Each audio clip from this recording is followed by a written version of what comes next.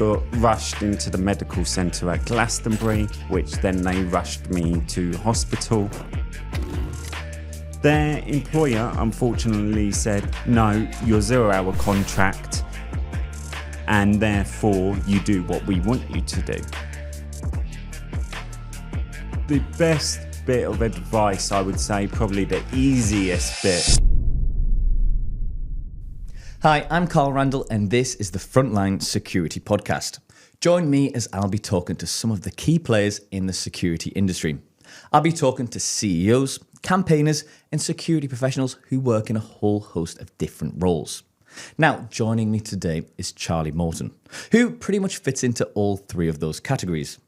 Charlie has been in the security industry for over 12 years now. He's worked in some of the biggest events in the UK, exhibitions, pubs, clubs, you name it, Charlie's done it. Now, Charlie is the founder and CEO of Control Event, which aims to make sure that events across the UK are ran as smoothly and safely as possible. Now, unfortunately, in 2020, Charlie's cerebral palsy got worse, leaving him wheelchair bound. But this hasn't stopped Charlie one bit. He's continued to work in the security industry, and alongside running his own business, Charlie is a massive campaigner for increasing inclusivity across the security industry and for improving accessibility in venues across the UK. So, Charlie, first of all, thank you very much for joining me today. Thank you for having me. Brilliant. So, as I mentioned there, you've been in the security industry for over 12 years now. But let's go right to the beginning. Yeah.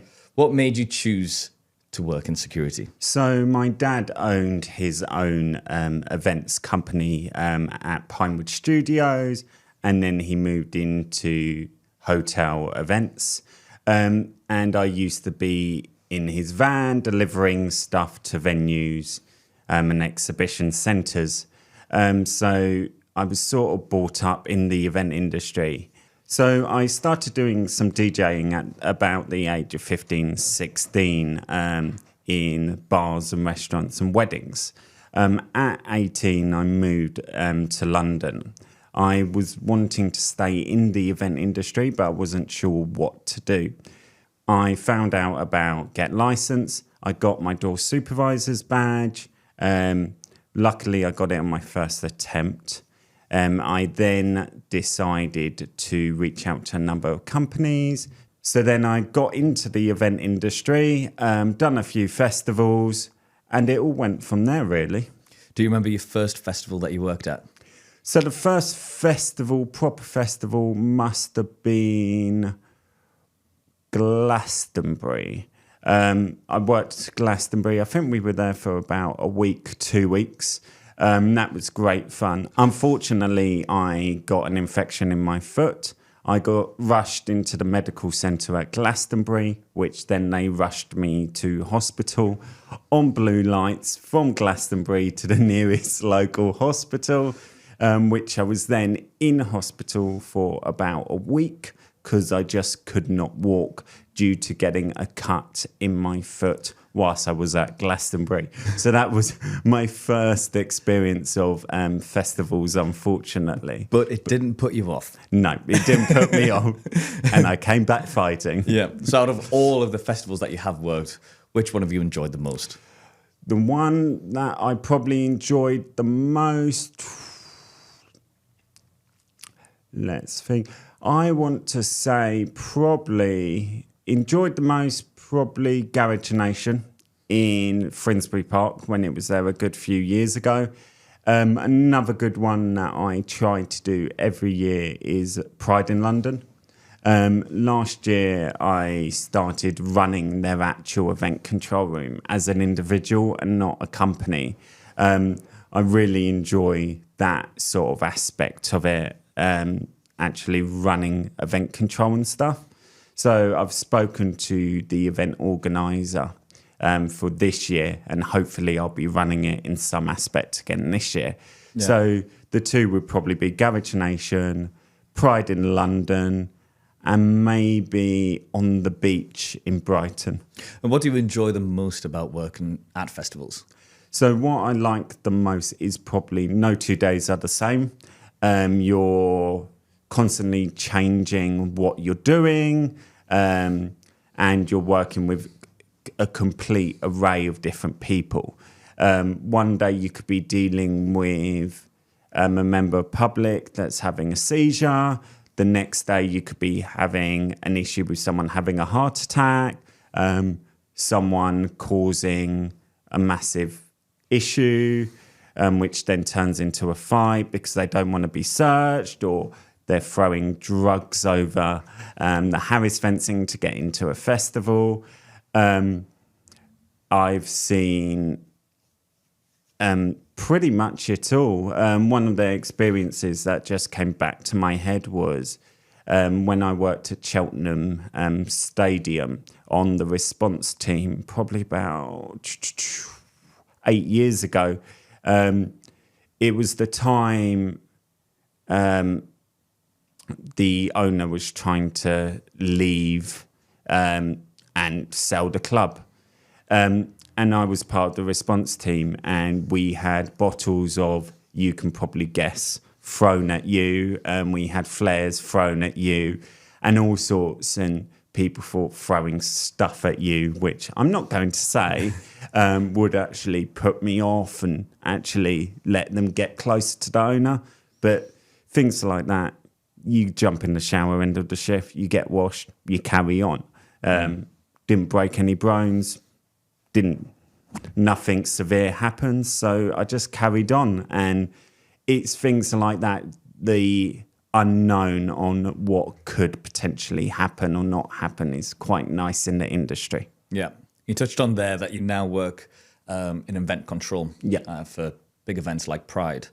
Talk me through what event control actually is. So event control is basically, best way to explain it is the beating heart of your event. So we're the team that you often don't see. We're either in a marquee or for Pride. Let's take Pride for an example. You're in a hotel. I won't say the location of the hotel, but we're in a hotel. And in that control room, we've got the police, the fire, the ambulance, road traffic people, the council, and the 5 or different 6 security companies. And then you've got the Pride control team. So what then happens is if someone radios for event control, that usually goes to an individual like myself first. I then take the message, I log it on our CAD system. I then fire it off to the ambulance, the police, the fire, dependent on what category it comes into. And then the police and the fire people will attend the scene. They'll let me know through the CAD system, or they'll just come over and communicate with me, and then I'll deploy the right people and tell the person on the end of the radio what is actually happening. We're basically the beating heart of the operation, and I like to see it as we're above the event organizer, we're above the owners, we're above the managers, because we're the first point of contact to say, this is happening, this is not happening, we're doing a show stop. So I like to see it that we're actually the top of the food chain when it comes to events. Yeah, so if anything goes down, you guys deal with it. My neck's on the line. Yeah. So obviously you work in event control now. Did you make the transition towards event control when you moved into a wheelchair? Yes, correct. Yeah. So like you pointed at the beginning, so back in 2020, during the pandemic, my cerebral palsy got a lot worse. I had cerebral palsy from when I was a baby due to starved oxygen to the brain. And by doing security, walking 10, 11, 12 miles a day, in the long run, that put a lot of extra pressure on my feet and just ruined my feet. So in the pandemic, I just could not stand on my feet. I was in a lot of pain. And luckily, my GPs were amazing. We were able to get a wheelchair company to sort me out with all my wheelchairs. And I was like, well, I do security. Do I lose my badge? Will the SIA not allow me to carry on? Will I actually be able to?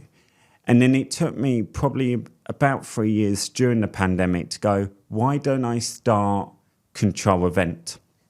And why don't I go into events and do event control? Because being a wheelchair user in the event industry, it's extremely rare to see someone in a wheelchair. So I started event control solutions, first part of control event, because that's the only real job I could personally do at the time in a wheelchair.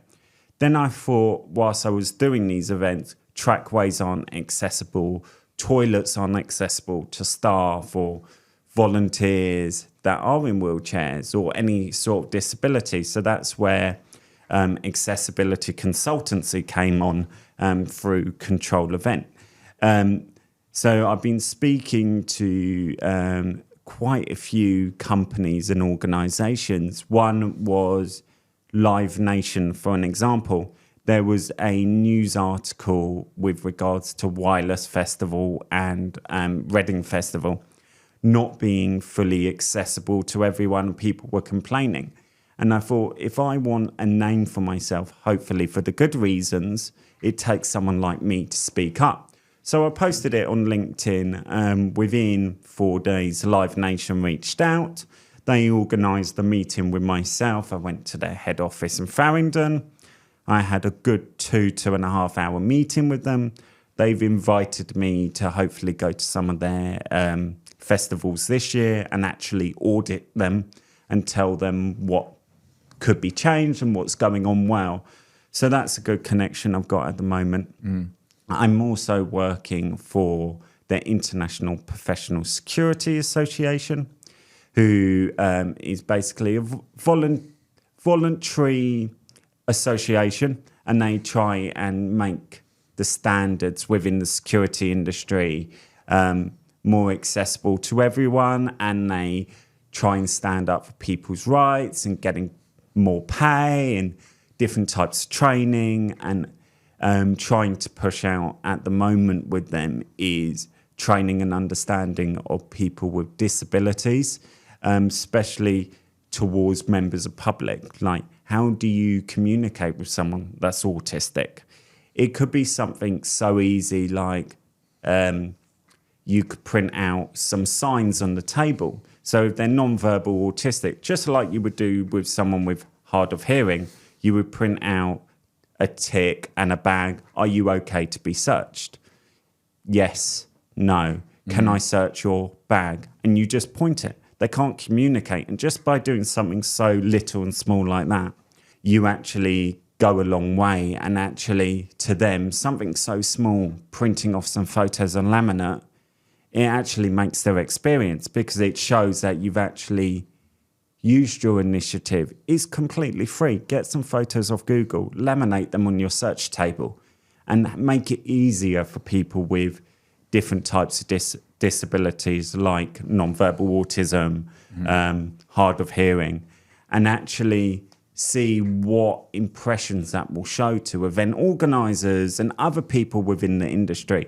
And it's just trying to pave the way at the moment in the industry that people like me, no matter what disability I've got 5 different disabilities, that we are just normal people. And yes, you might see me rock up at an event in a wheelchair, and I get it a lot, where I'll rock up in a wheelchair and people are like, oh, how are you doing security and all that? And then I park up my wheelchair in event control and I go for a site walkabout.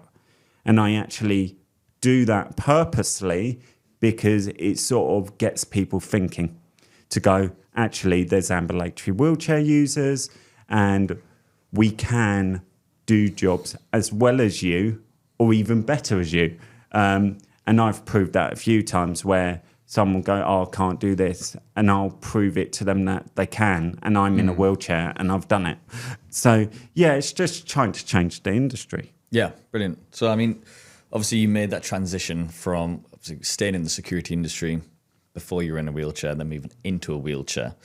So what kind of roles can people do working in security with being a wheelchair user? Yeah, so there's a few I was thinking about over the last week or so. So one could be, let's say someone is able to walk, but they have a leg injury. They could easily sit at a festival search table in a chair and search bags before they get to the person that actually does the pat down and the wanding. So they could easily sit at a search table and do bag searches. They could sit down by an entrance point and click people onto site. They could sit down and scan tickets. They could work in event control like me, because I can only stand on my feet. On a good day, probably an hour. On a bad day, 10 minutes. And working events in event control gives me that flexibility to actually, if I am on a bad day, I can do event control. If I want to then go out and search someone for like 20 minutes on a break, or just because I don't want to stay in control, I can switch with someone else that covers my breaks. And I've got that flexibility. They can also do things like, if you're in an office, for an example, there was a scenario where someone reached out to me on LinkedIn and they asked their employer, I won't mention any names, that they currently broke their foot, they were currently in a boot, and because the industry is a lot of it, unfortunately, 0-hour contracts or self-employed, so you have to still try and get some work. So they asked their employer, could they sit at the reception desk and just sign in visitors and not do patrols that day? Their employer, unfortunately, said, no, you're 0-hour contract, and therefore you do what we want you to do. And they could have easily, no doubt about it, gone, okay, no worries. By all means, you can do reception today and just check visitors in and their passes and their IDs. But instead, the employer took it upon themselves to go, no, you're on a 0-hour contract, you do what we do. Bearing in mind, they are breaking the Disability Discrimination Act and the Equality Act. Probably more of the Equality Act because everyone falls under the Equality Act. By them refusing to make that reasonable adjustment, they have failed the Equality Act to make a reasonable adjustment to that employee. They could potentially be taken to court.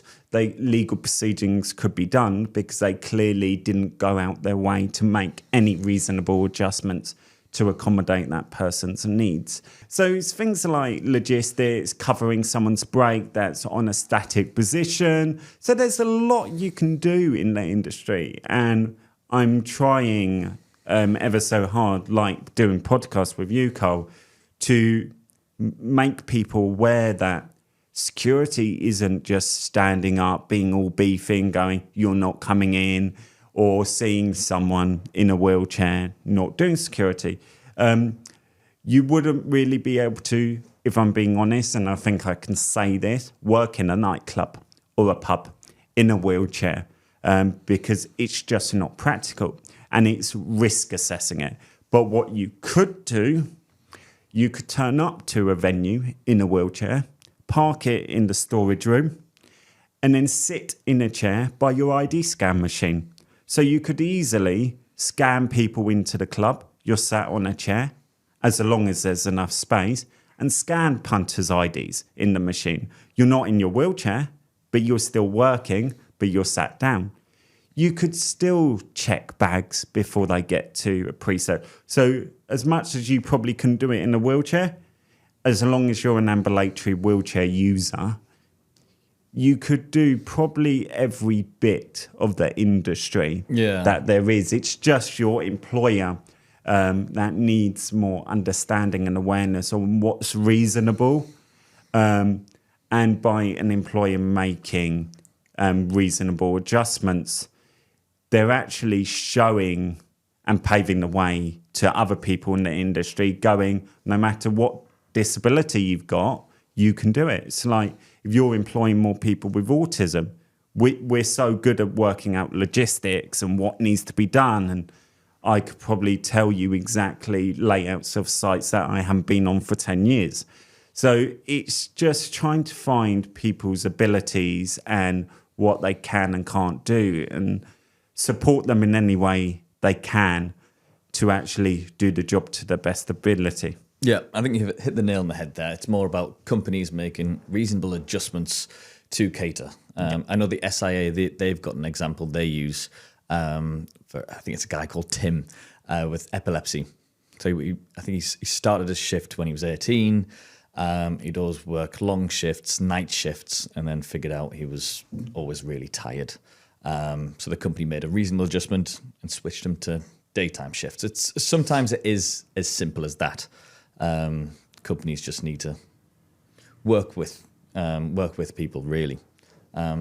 So recently, you have done the Door Supervisor top-up course. Yeah. With Get Licensed. Yeah. And you've actually just completed the CCTV course this weekend. So we'll talk about the Door Supervisor top-up course first, because I did mine a couple of months ago now. Yeah. How did you find it? I found it fantastic. Murray, shout out Murray, from Pro Savas Training, based in Wood Green. He was literally fantastic. Same with Zane, one of the people that help Murray. They were fantastic. Luckily, I was able to talk to them on the phone. Normally you can't. So Get Licensed allowed me to actually speak to them on the mobile and actually make sure there was a lift, that what reasonable adjustments could be made. In the industry, to be a door supervisor, you have to do your physical interception. Correct me if I'm wrong, Carl. If you're doing security top-up, you don't need to do the physical interception aspect. With me, because of my disability, I am more than capable to stand up, walk up and down stairs, and actually put someone in a hold if I need to. I'm also handcuff trained.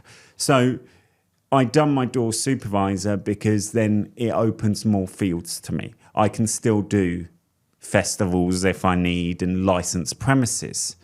So I spoke to Zane and like, what reasonable adjustments can you do to me to actually help me pass my DS course? And I get this question every day. How did you get a DS badge? And it was pretty simple. I done it as well as you could do your badge, Carl. Exactly the same. There wasn't any proper reasonable adjustments. The only little ones were, whilst everyone was having their go to demonstrate how to use physical intervention, I could sit down. I mean, that's... And it was literally something like that. And that was the only reasonable adjustment that there was. When I was waiting to go down the stairs, whilst there was a group in front of me, I could sit on a chair. And it's just little things like that. And then in the exam, I was able to have a scribe, a reader, an extra time, and in a different room. So it was literally basic like that. So as much as Get Licensed, SIA and the awarding bodies will go out their way for you, you also have to think, is a door supervisor's badge the best suit to your disability? Because the SIA can't really make an adjustment to the door supervisor course, because if there is an issue on an event site, they need to make sure everyone's got the same training. And if they start going, okay, you don't need to do the physical intervention because you've got a hidden disability of MS, but then there's a massive fight or a massive situation, your team sees a DS badge, they know you've got the same level of training. If you're not fully confident in physical intervention, because you may have MS, you may have severe cerebral palsy worse than me, so you can't even get out of a wheelchair.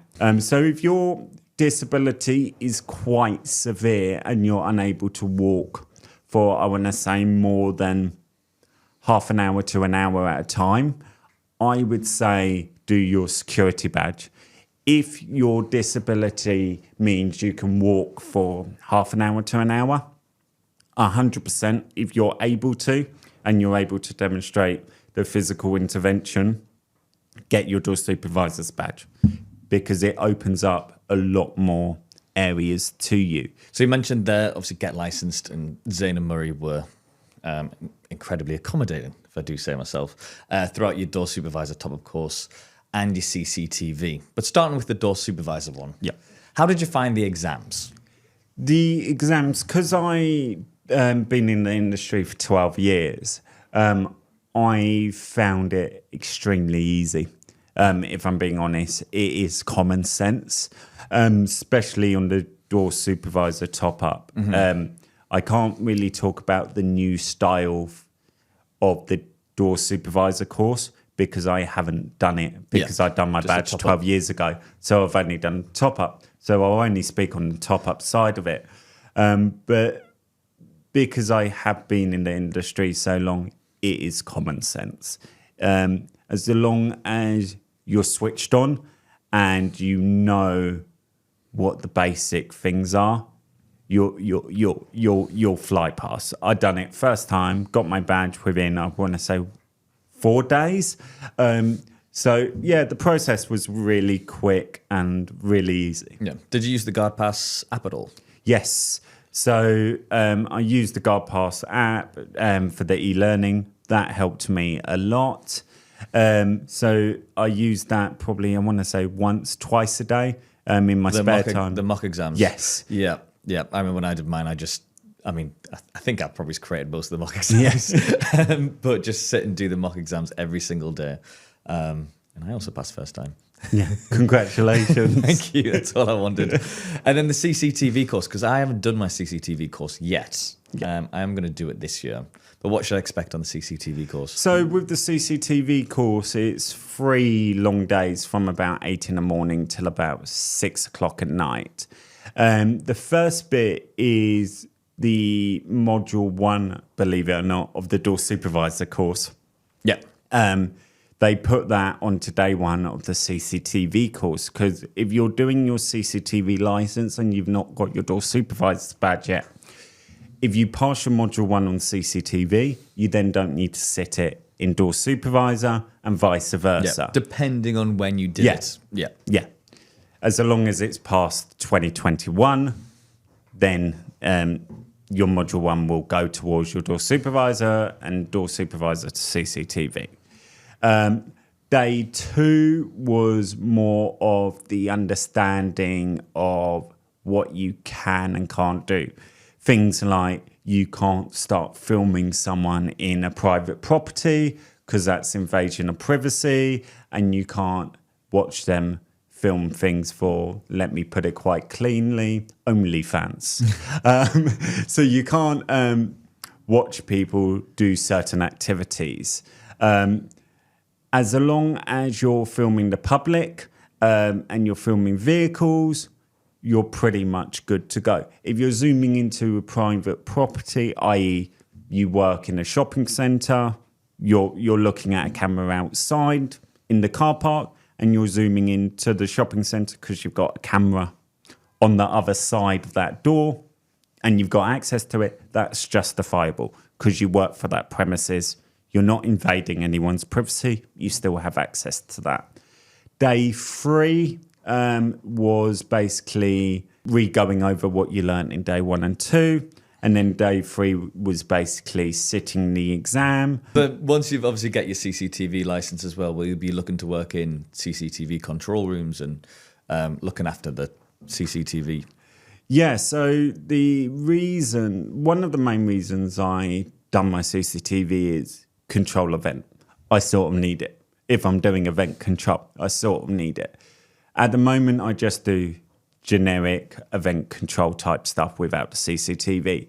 The reason why I did get my CCTV badge license was the security company I work for, NDST, said one of their clients would like someone with a CCTV badge and a door supervisor's badge to do their event controls this year. So I thought, why not? Let's get it done. And then at least I've got it and I don't have to sit a course again. And so I want to do a lot more CCTV type control room stuff at festivals. Yeah. I think that will be quite fun. But yeah, the main reason was because the company I work for needed it because of a client. But yeah. So that brings us on quite nicely to Control Event. So what made you start Control Event? So Control Event sort of started from my experience in the industry. I first worked at an event with a security company where I would do event control. And I found these events weren't accessible, or you would get told they were accessible, or next minute, you've got 6 people lifting your wheelchair down the step because the event organizers forgotten a ramp and simple things like that. So I thought there needs to be more understanding in the security industry about disabilities and how serious they are. So Control Events sort of started from me just wanting to do more event control stuff.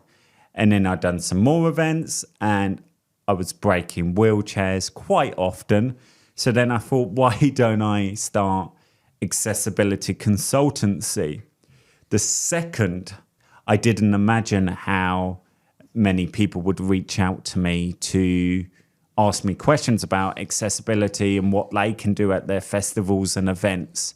So the second I put on LinkedIn that I'm starting accessibility consultancy, my phones and emails haven't stopped ringing, which is fantastic because it shows that things within the industry are changing. Yeah. And it's taken me, I want to say, but I know there are other people working extremely hard to make change before me anyway, like the IPSA, to make this change in the industry. Like, for an example, I've got a meeting with G4S, Security Industry Authority, the IPSA, and these major big companies. I think Mighty's going to be there on Tuesday with regards to disabilities and how the SIA can actually make the industry more accessible to others.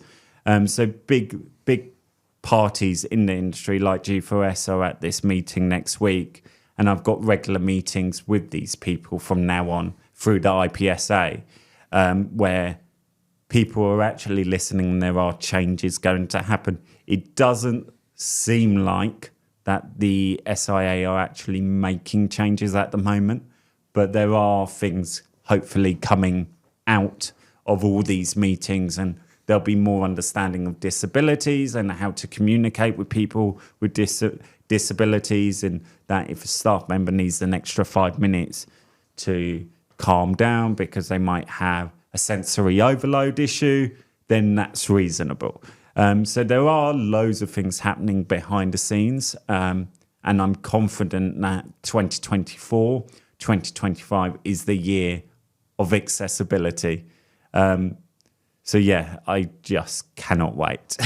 And we've touched on this slightly throughout, about how you're campaigning to improve accessibility in events across the UK, and different venues.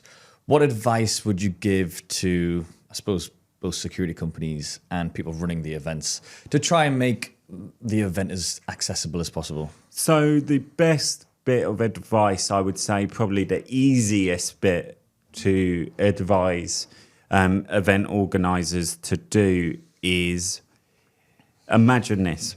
If you're walking along and your feet have to lift the floor, is the event accessible? No. If your foot has to leave the floor, my wheels of my wheelchair have to leave the floor. Whether your foot has to leave the floor an inch, a centimetre, whatever it could be, it doesn't make that ground accessible. The amount of times I get an event organizer saying, oh, we've got trackways or we've got a marquee. And then I ask them the simple question, does your feet leave the floor to get into that porter cabin? Does your feet leave the floor to get into that marquee or that toilet? Most of the time it's yes. So if your foot leaves the floor, it's not accessible because my wheels on my wheelchair cannot leave the floor. It's 300 kilograms and it's heavy.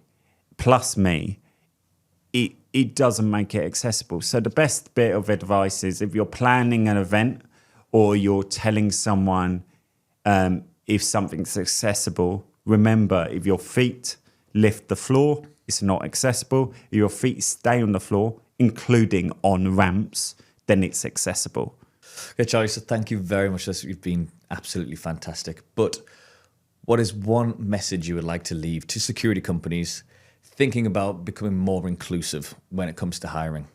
Yeah, so if someone has a disability, don't just prejudge it. Like, you might see that they're a wheelchair user. Ask that individual questions. See what reasonable adjustments you can make that are necessary and proportionate to their role. Don't jump to conclusions and actually spend time to understand that individual. And if you do have any other questions, do feel free to reach out to me on platforms like LinkedIn. My private messages are always open, and I'll be more than happy to answer any questions that I can. All right, Charlie, thank you very much for your time. Really, really appreciate it. You're welcome. Now, please make sure to like and subscribe because we've got so many podcasts coming your way. See you on the next one.